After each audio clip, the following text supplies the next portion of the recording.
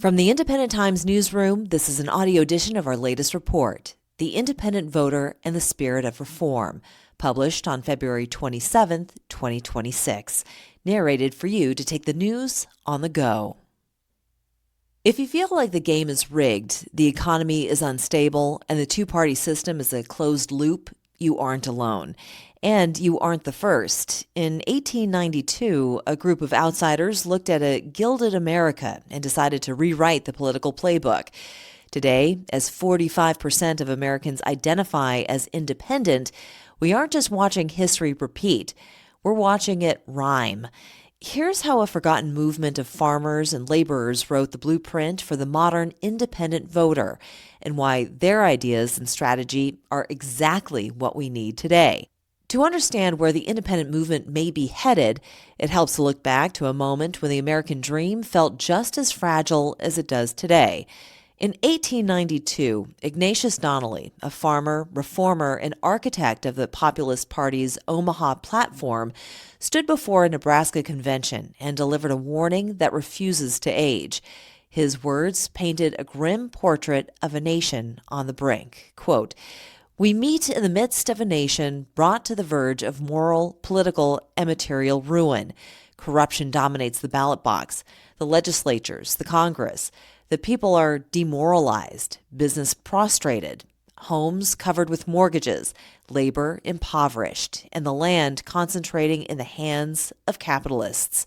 From the same prolific womb of governmental injustice, we breed two great classes, tramps and millionaires." End quote. Donnelly's reputation as a reformer was already well established by 1892. His novel Caesar's Column imagined a dystopian United States in 1988, ruled by a ruthless financial oligarchy and an abject working class reduced to servitude.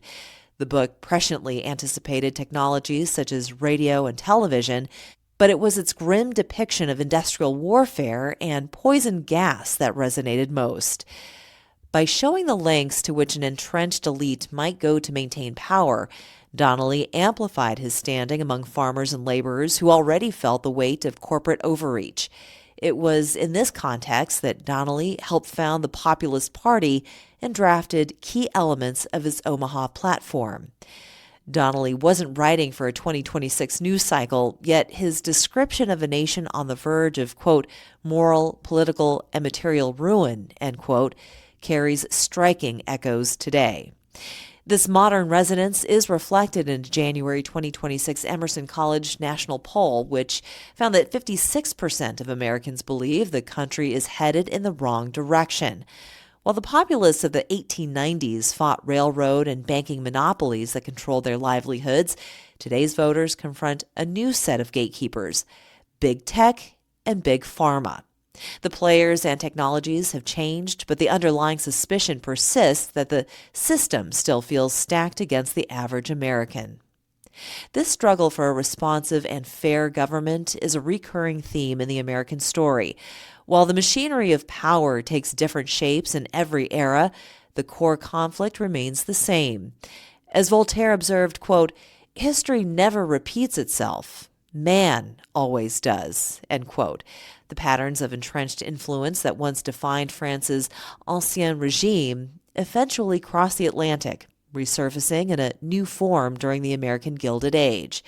In 1873, Mark Twain and Charles Dudley Warner co-authored The Gilded Age, A Tale of Today. The title was deliberately ironic. They were not describing an era of solid gold, but rather a cheap base metal coated with a thin, glittering layer of gold leaf. What they called a, quote, tale of today, end quote, in the 1870s remains strikingly relevant in 2026. Beneath the surface of economic growth and concentrated wealth often lies a familiar pattern of systemic pressures that disproportionately burden ordinary Americans while enriching a narrow elite. The Gilded Age appeared prosperous on the surface, with booming industries and immense fortunes concentrated in the hands of a few elite robber barons. Beneath that sheen lay a severe economic crisis driven by monetary contraction, falling prices, and structural pressures that hit ordinary Americans hardest. The central trigger was a currency crunch. In an effort to align the U.S. economy with European standards, Congress placed the country on the gold standard through the Coinage Act of 1873. The act halted the free minting of silver dollars. It also ended the government's obligation to accept silver bullion at a fixed ratio, sharply reducing the money supply just as population and economic activity were rapidly expanding. This policy was more than a technical adjustment for farmers and laborers. It was a devastating trap. It triggered a deflationary spiral that made money increasingly scarce. As the value of a dollar rose, the price of a bushel of wheat fell, yet the farmer's debt remained fixed. To pay back a $100 loan, a farmer suddenly had to produce twice as much corn as they did when they first borrowed the money. The result was a massive structural transfer of wealth from rural debtors to the creditors and bankers of the East. Farmers were simultaneously squeezed by high freight rates and storage fees imposed by railroad monopolies, alongside restrictive credit terms from banks. In the cities, parallel pressures produced widespread labor instability, long hours, stagnant wages, and the ever-present risk of unemployment. These mounting strains culminated in the Panic of 1893, one of the deepest depressions in American history. A wave of bank failures and business collapses left roughly 18 to 20% of the workforce unemployed at the peak. Trust in the system evaporated as both major parties appeared beholden to corporate titans while remaining unresponsive to the hardship of farmers, workers, and small producers. The era became one of profound regional and class division. Southern sharecroppers, Western miners, and Midwestern homesteaders increasingly felt politically abandoned and economically trapped. Yet a spark of unity ignited in the darkness. This hope began with the Farmers' Alliances, grassroots organizations founded in the 1870s to combat the crop lien system's economic stranglehold. What started as local groups of neighbors helping one another eventually evolved into a much broader movement. Visionaries like Henry George and Edward Bellamy inspired diverse groups of rugged farmers, urban laborers, and middle-class reformers to set aside regional and occupational rifts to form the People's Party, also known as the Populist Party, in 1892. Meeting in Omaha, Nebraska, they crafted the revolutionary Omaha Platform with bold demands that aimed directly at the existing systems of power. Their plan for financial reform addressed the Coinage Act of 1873 by calling for free coinage of silver to expand the money supply, reversing the deflationary spiral that had made their debts impossible to pay. They also demanded government regulation of railroads to stop price gouging. They fought for political empowerment through a graduated income tax, the direct election of senators, and an 8-hour workday for laborers. The Omaha Platform was more than just a list of policies because it represented a coalition of independents breaking free from the two-party stranglehold. It was built on mutual trust in a shared struggle against corruption. Leaders like Ignatius Donnelly and Mary Elizabeth Lease urged farmers to, quote, raise less corn and more hell, end quote, forging a grassroots bond that the major parties could no longer ignore. During this era, a young New York politician, Theodore Roosevelt, was rising through the Republican ranks. Although Roosevelt remained mainly on the sidelines of the populist surge, their influence and power were impossible to ignore.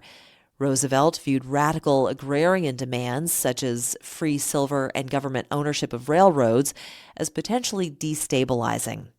Many leading progressives, including Roosevelt, were vocal critics of populism's more extreme elements, preferring measured reform over revolutionary upheaval.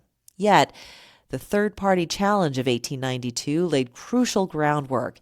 James B. Weaver garnered over 1 million votes and won 4 states under the slogan, quote, equal rights to all, special privileges to none, end quote. Despite setbacks, the populists pressed on, and their ideas refused to die.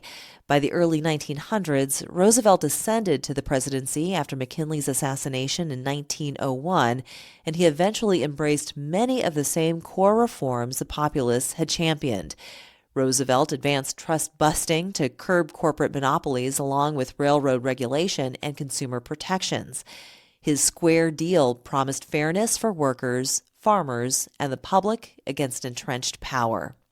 While Roosevelt never ran as a pure third-party candidate until his 1912 Progressive Bull Moose bid, his administration helped institutionalize the changes the 1890s independents had fought for. This foreshadowed constitutional amendments such as the direct election of senators, the income tax, along with the regulatory framework that shaped the 20th century. The 1896 fusion with the Democratic Party behind William Jennings Bryan brought short-term visibility but ultimately signaled the end of the People's Party as a standalone organization. For today's independent voters, this history underscores a vital truth. Political ideas can win even when the parties that champion them do not. The so-called losing populist party platform of 1892 ultimately shaped many laws, highlighting its lasting influence on America and inspiring a sense of historical significance for the audience. They demanded the direct election of U.S. senators by the people, a reform realized with the 17th Amendment passed in 1913, which shifted power from state legislatures to voters, transforming American democracy. They also called for a graduated income tax, which taxed higher earners at higher rates, and was enacted through the 16th Amendment in 1913. The Populists championed an 8-hour workday for laborers, laying the groundwork for the Fair Labor Standards Act of 1938, which established federal standards for hours and overtime. And their demands to rein in monopolies and trusts paved the way for stronger antitrust laws like the Clayton Antitrust Act of 1914. What started as radical ideas from farmers and workers in the Gilded Age quietly reshaped America over the decades, encouraging the audience to see these efforts as foundational to modern progress. The populists of the 1890s prove that trust built through shared purpose and persistent action can challenge the powerful and heal deep divisions. When people unite under a shared struggle, they don't need a major party's permission to reshape the country. For the independent movement to maintain long-term leverage in 2026, its success hinges on resisting major party absorption and maintaining a distinct political identity. The arc from 1892 to the reforms of the early 20th century reveals a recurring pattern. Third-party movements rarely capture the presidency, but they can significantly shift the national conversation and compel the major parties to respond. The populists did not win the White House, yet their pressure helped produce railroad regulation, the direct election of senators, the federal income tax, and the broader regulatory framework that defined the progressive era. In 2026, the independent is no longer a political outlier. It is the plurality. With recent data showing that a record 45% of Americans now shun major party labels, the frustration of the 1890s has found a new digital age echo. Whether this growing bloc can exert comparable influence remains an open question. The populists of the 1890s show that determined outsiders can move a resistant system forward.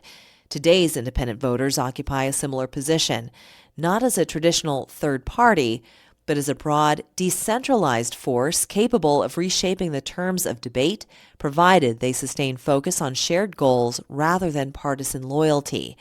The question now is whether this moment will produce another chapter in the long American story of reform-minded outsiders who, by refusing to accept the status quo, help write a fairer next page.